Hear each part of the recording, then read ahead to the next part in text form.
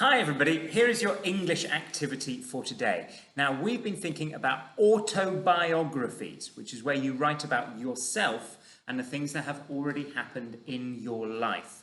Autobiography is writing about your own life in the past. You've read my autobiography, and next week you will be writing your autobiography. But there might be some things that you don't know about yourself. You might have been too small to remember some important facts. So today, you need to investigate. You need to find out more about yourself, more about you when you were younger. Maybe when you were a baby, maybe when you were a toddler. And there are some people in your house who have all of the answers. So you need to go and interview a grown-up today to find out a bit more about yourself. Now, on your Class Dojo, I've put a long list of questions that you could ask. So you could ask mum or dad or auntie or whoever's at home. You could ask them those questions, but you might have other questions about you growing up, you when you were tiny, that you'd like to ask as well. The more information you get now, the easier it will be to write your autobiography next week. Now, if you ask 2 questions, your autobiography is going to end up being 1 line. And that won't be very interesting for other people to read. So ask lots of questions and collect lots and lots of information. The questions include, where was I born? You could also have when, which year, and get more information. One great question to ask is, how much did you weigh when you were born? So how much did I weigh would be a question. Where did we live when I was born? Many of you will have moved house since you were born. Do you know what your first ever house was like? Can you remember? Another lovely question to find out from grown-ups. What was my first word? Who did I say it to? Did you have other first words as well?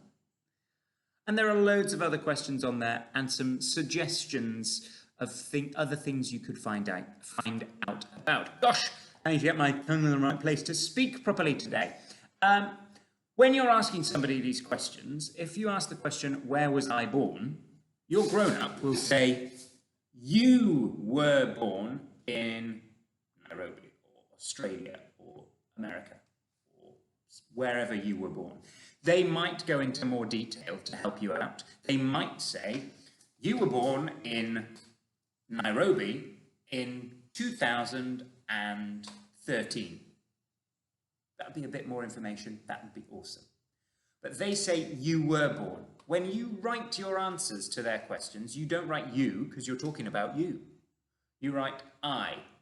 And remember, we're thinking about the past tense. I was born in Nairobi. They will reply with you were born. You need to write I was born. This is another tricky part of English, and this is why we're practicing this today. We're writing in the past tense in the correct person. I. Everything you write today will be I or we. I or we will be how you start the answers to your questions. Go and find a grown-up, get those questions, interview them, sit together, talk about it, find out a bit more about what you were like when you were a baby or a small person, even a smaller person than you are today. Remember, the more information you get, the more ideas you can use in your autobiography next week. This is a really nice talking activity, but you do need to get those sentences written in the past tense with the right person, I or we. I can't wait to find out a bit more about you. I'm sure you might be interested to find out a bit more about yourselves as well. Have fun. It links really nicely to Mr. M's art activity, the family tree from earlier this week. So if you want to do that in your spare time, have a look on the YouTube channel at Mr. M making a family tree, and you can have a go too. I'll see you soon, everybody. I'm really looking forward to seeing your answers to this. It'll be really useful for us next week as well. See you soon. Bye.